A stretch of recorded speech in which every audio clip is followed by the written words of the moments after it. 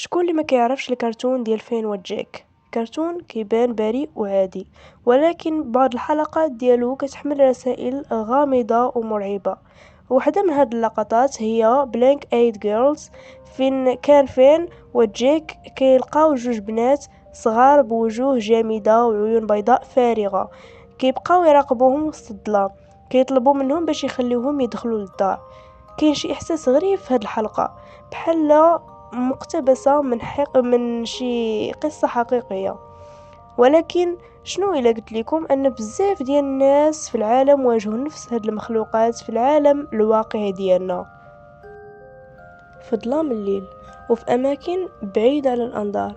كاينه شي حاجة غريبة بزاف، حاجات ما كاينش اللي يقدر يفسرها، وكل واحد عاش التجربة كيعرف أن العالم اللي كنعيشو فيه ماشي هو العالم الوحيد اللي كاين. اليوم غادي نتعرفوا على أحد أكبر الألغاز اللي دازت عبر السنين، قصة الأطفال ذوي العيون السوداء. أطفال ما عندهمش أي بياض في العيون ديالهم، ما كيخليوش شي حد في حالته الطبيعية، وأغلب الناس كيوليو مصابين بشي خوف ما يمكنش يتفهم. واش هاد الأطفال مجرد هلوسات ولا مخلوقات غامضة جاية من عالم آخر؟ خليكم معايا في هذه الرحلة، حيت غادي نكتشفوا واحد من أغرب القصص المرعبة اللي دازت في التاريخ.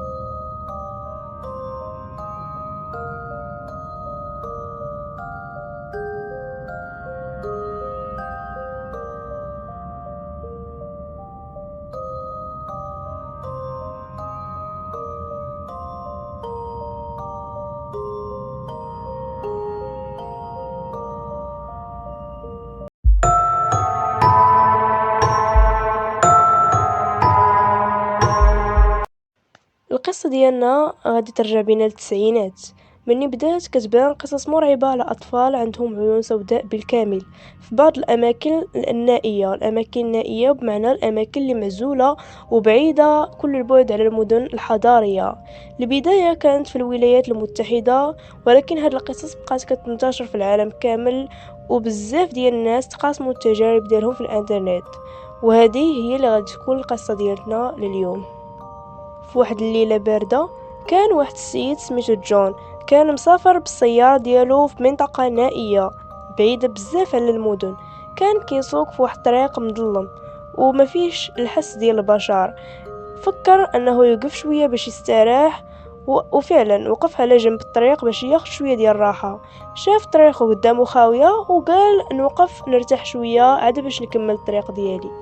وهو جالس في السيارة ديالو وكيشرب الماء كيتهدن شوية من بعد السفر دام لساعات وساعات، فجأة بدأ كيحس بشي حاجة غريبة في الهواء، بحال الدنيا كلها سكتات ووقف به الزمن. يعني الهواء توقف، كل شي ولا ساكت، حتى من أصوات الحيوانات اللي كان كيسمعهم حتى هي تختفات. فجأة جورج طاحوا عينيه على واحد الأطفال واقفين قدام السيارة ديالو. كانوا صغيرين، عندهم ملامح عادية في الأول، ولكن كانت واحد الحاجة غريبة فيهم اللي هي عينيهم. كانوا عينيهم كحلين كاملين بلا حتى بياض.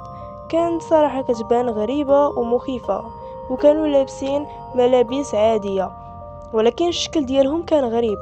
جون قال في الأول أنهم أطفال ضاعوا في الطريق وكان باغي يعاونهم، ولكن مع المدة بدا كيحس بشي حاجة ماشي هي هذيك. واحد البنت كانت معهم قالت ليه بواحد الصوت اللي هادئ: عافاك، راه بغينا تعاوننا، واش ممكن تحلينا الباب؟ الصوت ديالها كان غير عادي، كانت في شي حاجة غامضة وغريبة، بحال الصوت ماشي ديال انسان عادي. شاف فيها جون وما قدرش انا يهز كاع عينيه في عينيها، حيت كانوا كحلين تماما، ما كانش فيهم ولا قطعه ديال البيوضيه.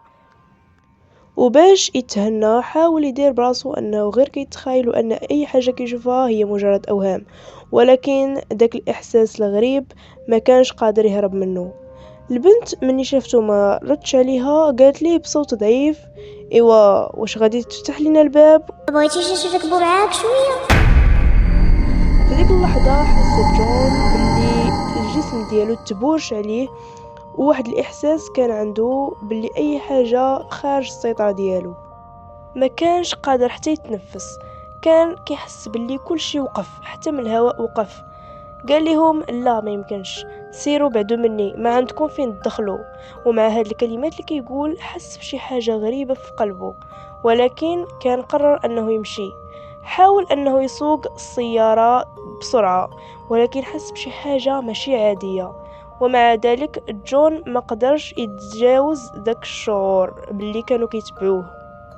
وهو غادي في الطريق بدا كيحس بحال كاينين معاه في اي بلاصه، وكان كيشوف في المرايه ديال السياره، وهو كيشوف العينين ديال دوك الاطفال في المرايه تختفاو بواحد الشكل اللي مفاجئ.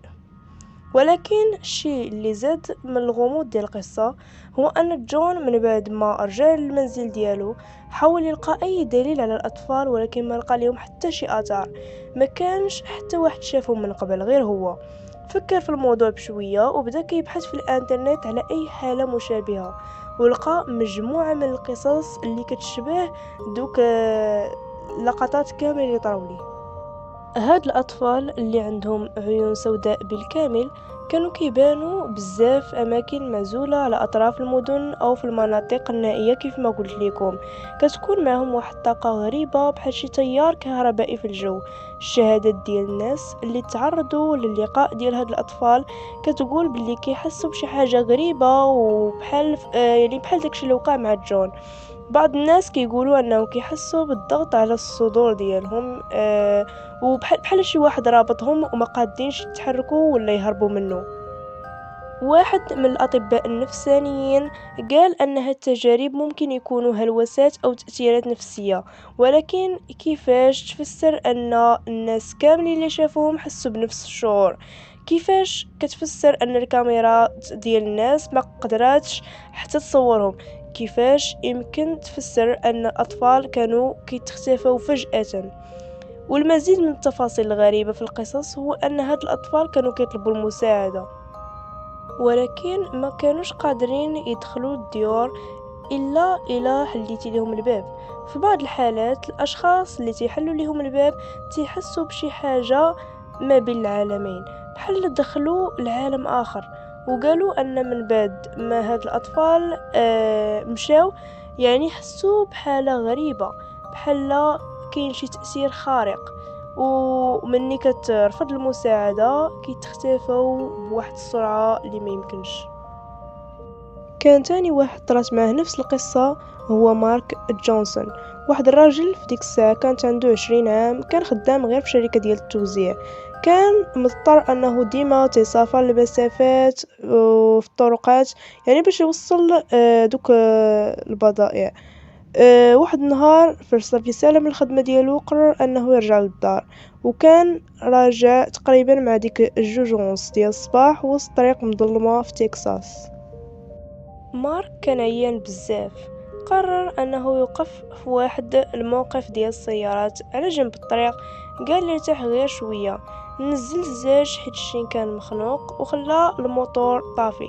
كان كل شيء يعني هادئ وساكت، وكتسمع غير الصوت ديال الريح الخفيفه كتحرك الاشجار، ولكن كانت الظلمه بزاف.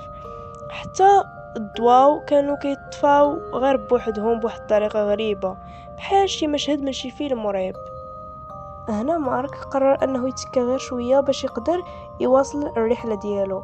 في ديك اللحظه سمع واحد دقان خفيف على النافذه ديال السياره، تما القلب ديالو تقبض عليه وبدا كيضرب بالزربه، حيت اصلا البلاصه اللي واقف فيها كانت خاويه وما كان من المفروض يكون حتى شي واحد قريب ليه تما.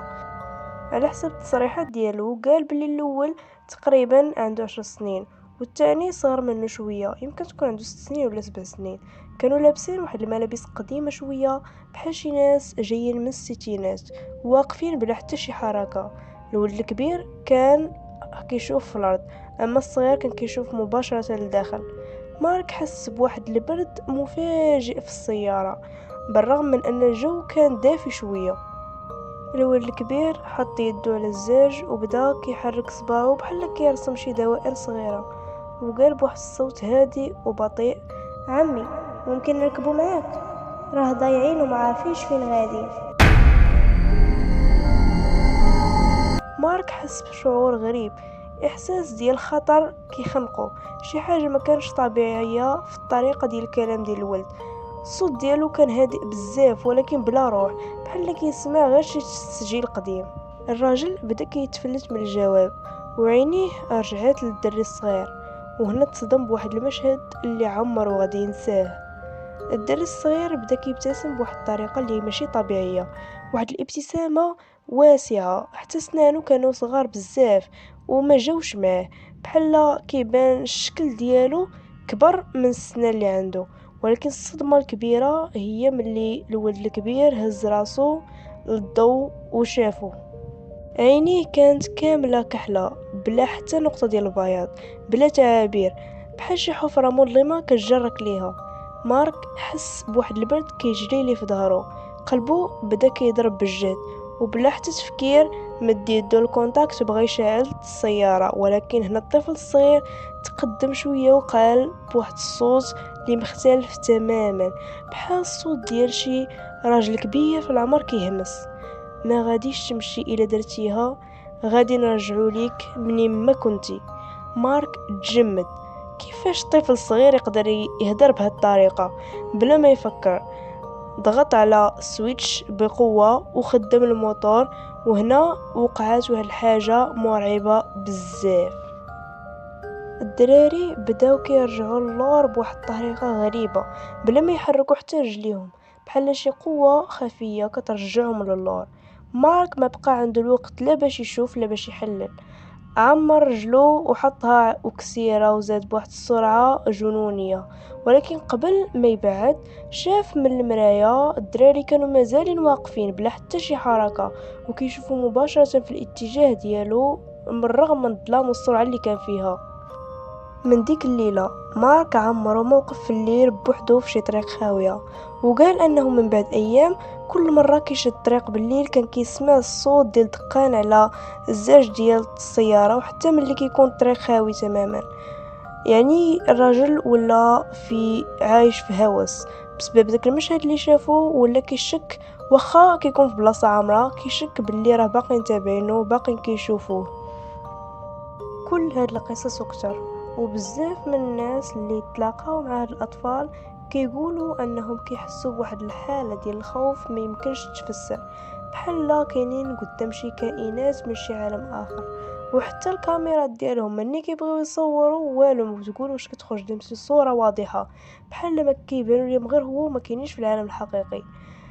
هاد القصص كتوالد من جيل لجيل وكتزيد كتولي اكثر غموض. الناس كيحاولوا يفهموا واش هاد الاطفال مخلوقات خارقه ولا مجرد هلوسات ولا خرافات حضاريه، ولكن الشيء اللي متفقين عليه ان الجميع هو ان التجربه كانت مرعبه ديال بصح. ودابا من بعد ما سمعتوا هاد القصه، واش باقين كتشوفوها مجرد خرافات ولا كاين شي سر معانا؟ هاد الاطفال القصه ديالهم ما غاديش تبقى مجرد فكره في بالكم، راه كاينين في العالم وكيتحركوا معنا بطريقه ما تنفهموهاش. ومن بعد هادشي كامل اللي قلت لكم، واش باقين كتظنوا انها فعلا مجرد اسطوره، ولا غادي يكون انت هو الشخص الموالي اللي غادي يشوفهم في الليل؟ رد بالك، حيت الا شتيهم بلا ما تفكر انك غير كتهلوس.